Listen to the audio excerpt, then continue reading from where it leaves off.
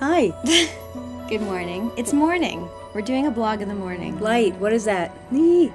Anyway. So I just want to say that I think I'm over my emotional stress out from yesterday. However, we have yet to see how the day's going to go because it's morning. Right. So we'll see. I'm hopeful that it's going to feel better today. Oh, you will. Every day's different. It really is. And you have to be patient with yourself. Yeah. We all do. I wanted to say something about the movie that we posted on day 51. It's called What in the World Are They Spraying? And I wanted to just explain why we put that up. Because when you hear what it's about, you would think they're juicing, they're in a shift. What are they trying to do? Scare us? No. Inform. Not trying to scare you at all. I didn't know, we both did not know what was going on in terms of the chemtrails. You know, when you see those streaks in the sky that you know are not coming from the jet. The contrails. They're not contrails. Correct. They're chemtrails. Chemtrails. But anyway, the movie is informative. A journalist did it, and it's just all about truth and facts. And the reason that we posted it was because it relates to our health. It relates to our food source. Because of the 10 years, I think it's at least 10 years that they have been dumping particulates through the chemtrails into the atmosphere. It's gone into our ground, and it's gone into our soil, it's gone into our plants and our animals and living things.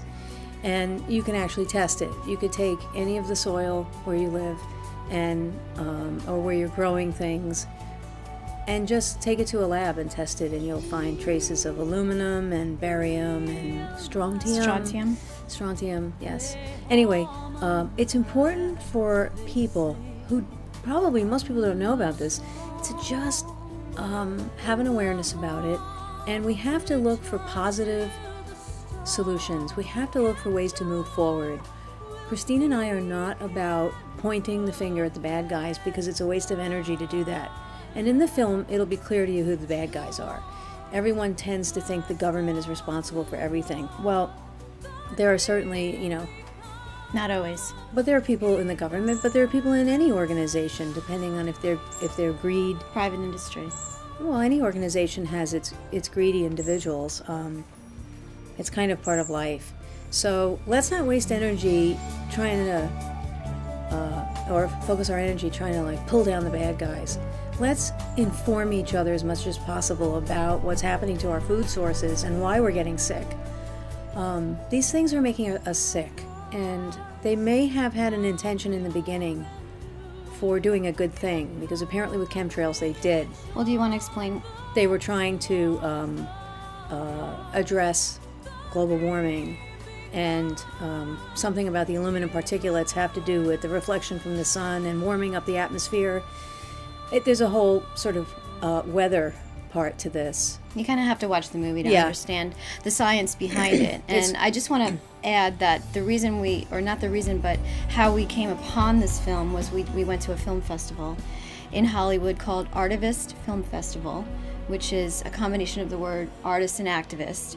And they were all films about different social issues that were documentary films, and we just happened to see this one, What in the World Are They Spraying? Because we actually have noticed that where we live, we very often see those chemtrails in the sky, which we never knew what they were until we had a friend staying with us one day, and she said, "Oh, look at the chemtrails." And so we were like, "What's that?" And so we were curious about it. We wanted to be informed, so we went to see this film, and now we know. And so, like Mary was saying, not to be alarmed or anything, but just to be informed and to look for solutions. And the solutions to these issues, all of them, having to do with our food, our food sources, pollution, environmental problems, the solutions lie in finding like-minded people who want to find solutions, who want to look for the positive way to move out of these negative situations.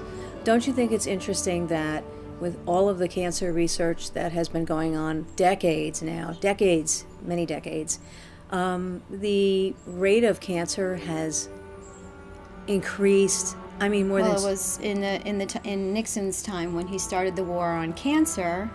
That was Nixon. The cancer rate in the U.S. was 1 in 8. Now it's 1 in 2. okay. So So something's not working. we're not winning the war on cancer. No, something's not working. And We have to change that from the war on cancer to the you know, support health. You know, let's not fight a war. Let's No, we're not going to fight a war, but we have to put an end to certain ways of doing things. There's certain Right. things in the system that are not working, and we all know it. That's why we're in a financial crisis, a medical crisis. The systems are broken. So it's a great time for grassroots organizations and masses of people to come together, but you got to come together not to beat up the bad guys. That won't work. That's what they want. Right. That'll take the focus off of finding solutions. We know there's cures for cancer out there, and we're going to be getting into this more. We know there's cures for many diseases, and the ability to reverse disease has already been out there. And nutrition is number one, and that's why we're doing this. And that's why we started to do the fast. It wasn't just to lose weight. It was to lose toxins, get rid of toxins support in our our immune body, systems. and get a healthy person is going to think clearer, live happier, live longer. That's right. And so we encourage you all to do that. This is about loving yourself and getting healthy. Correct. And then, you know, the wonderful byproduct is you lose weight and look terrific. You feel great. Right. Feel younger. I feel younger. Yeah. I mean, it's amazing.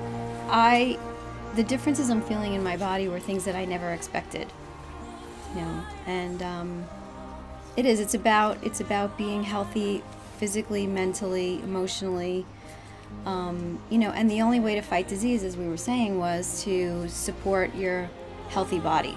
That's the only way. You're not going to find a cure for any diseases in the medical industry. It's not going to happen. What do you mean? There's no cures. Medicine doesn't cure anything. No, I don't think medicine. The only thing that cures is supporting a healthy body, supporting a healthy system, because disease can't live in a healthy body. It just doesn't happen. No, that's right. It's the way we began. Yeah. So what else? Don't worry about me using the word cure. I'm not. She kicked me when I used the word cure. I didn't kick you. And I have to say it's because, I actually didn't kick you. yeah, there was a little nudge there. No, I have no idea what you're talking about. I swear. Oh, really? Yeah. Okay. That was your subconscious No, mind. you really did. You kicked me when I said cure. That's a word that we're not supposed to be using. No, I don't mind using the word. It's not a well-accepted word, because then what it does is it discounts the medical industry. Well, the FDA doesn't, allow the use of the word cured, that's right. because I guess technically, according to them, there is no cure for any disease, but we know there is. Well, and the Cancer Control Society also does not like the word cure, and there's a really good reasoning behind that. Reversing disease, yes. Because when you reverse disease naturally, you're not actually curing the disease, you're just supporting the body to rid itself of the disease. Right. So it's sort of a reverse process. Right. The disease doesn't actually need to be cured, that's the point. The body needs to be supported in the immune system and, releasing of the toxins and all that stuff. That's why I love you. Well said. Really? That was a great clarification. Yes. Well, thanks. That's all we have to say today. More juice coming. All right, good. More juice coming. Excuse More the juice pun. coming. Yeah, 6 more days. Woohoo. Say goodbye. Goodbye.